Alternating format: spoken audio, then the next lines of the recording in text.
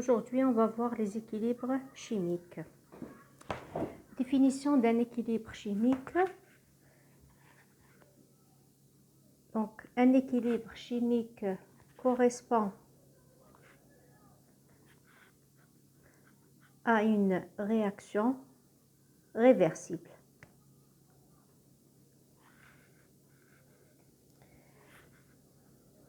Un système en équilibre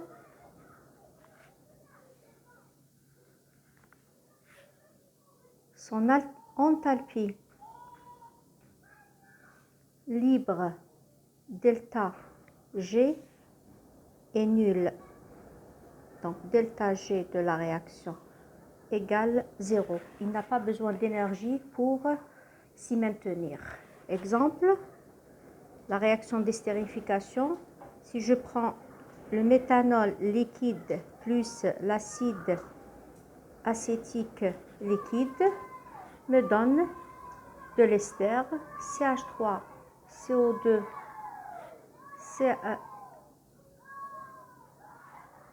CH3 liquide plus H2O liquide. Ensuite, on va voir les différents équilibres.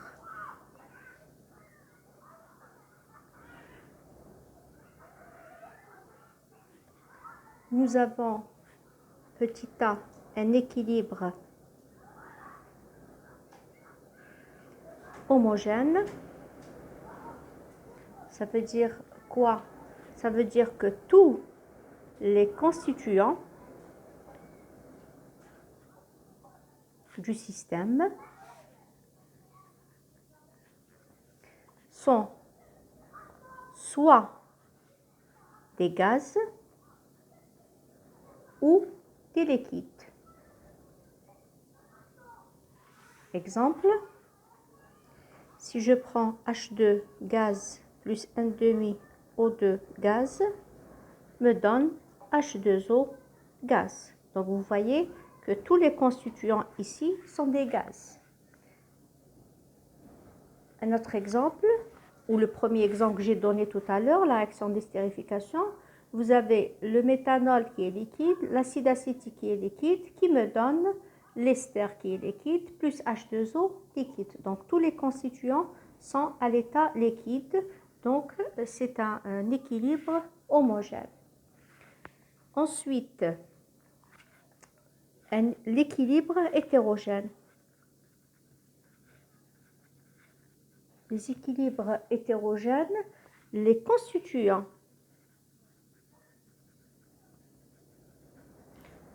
du système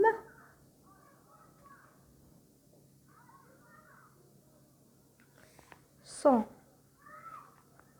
des états physiques différents. Ça peut être gaz liquide, gaz solide ou solide liquide. Donc, exemple, je prends le carbone solide plus CO2 gaz, me donne 2 fois monoxyde de carbone gaz. Donc, vous avez le solide, le gaz et gaz. Donc, vous avez 2 états quand même différents. Je prends un autre exemple. Ca, CO3 gaz, me donne CO2 gaz plus CaO qui est solide. Un autre exemple, je prends l'hydrogène gaz plus 1,5 O2 gaz en équilibre avec H2O liquide. Donc à travers ces 3 exemples, on voit très bien que les constituants du système ou de la réaction ne sont pas les mêmes. Troisièmement, loi d'action de masse, ou ce qu'on appelle aussi la loi de Guldberg, Woj, 1864. Donc, cette loi définit un équilibre réactionnel et un équilibre est caractérisé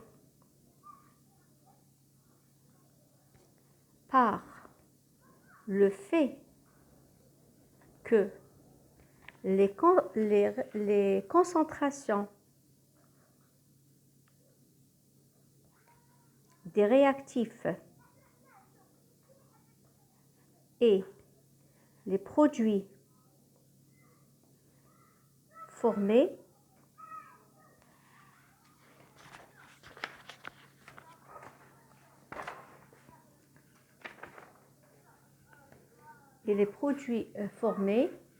sont reliés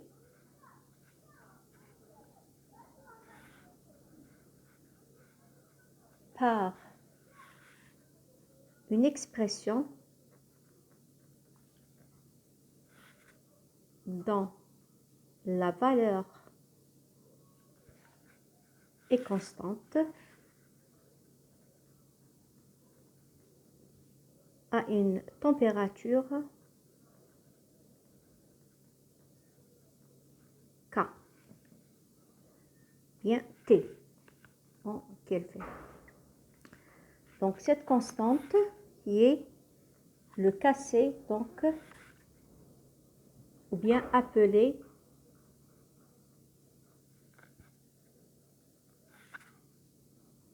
la constante d'équilibre Kc est égale à la concentration des produits à la puissance alpha sur la concentration des réactifs à la puissance alpha.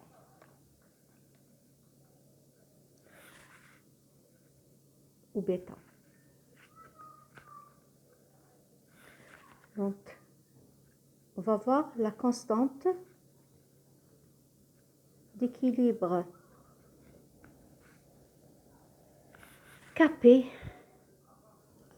aux pressions partielles. Kp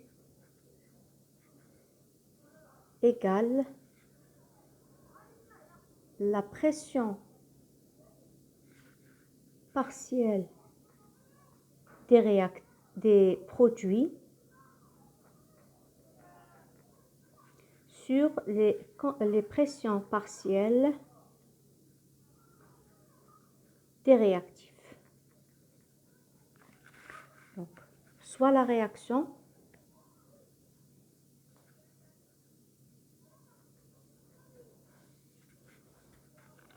petit a plus b petit b qui vous donne c grand C plus d fois d. Donc Kp égale à quoi? Égale à la concentration, à la pression partielle, pardon, du C à la puissance C fois la pression partielle de D à la puissance D sur la pression partielle de A à la puissance A fois la pression partielle de B à la puissance B. L'expression des pressions partielles. P.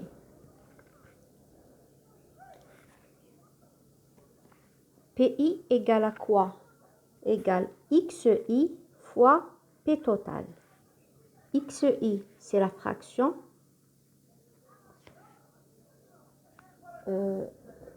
La fraction molaire du composé I, qui est égal XI égale NI sur N total, Ni, c'est le nombre de moles de I, du composé I. N total, c'est le nombre de moles total à l'équilibre.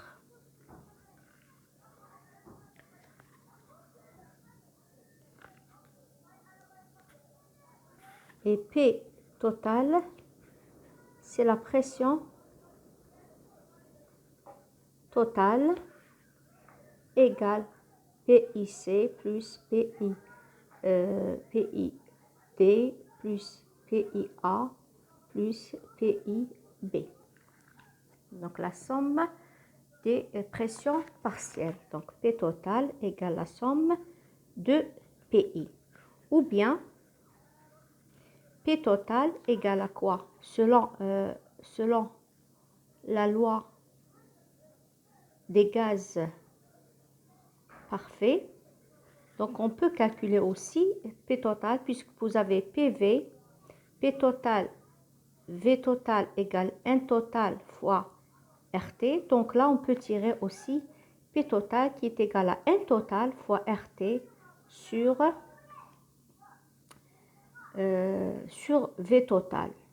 Ou bien, on peut aussi calculer,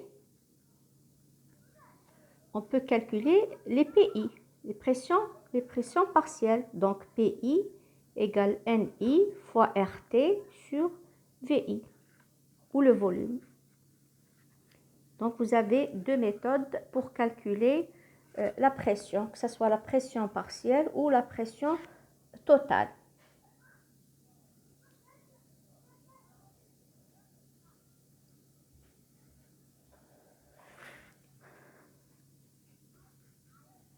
Relation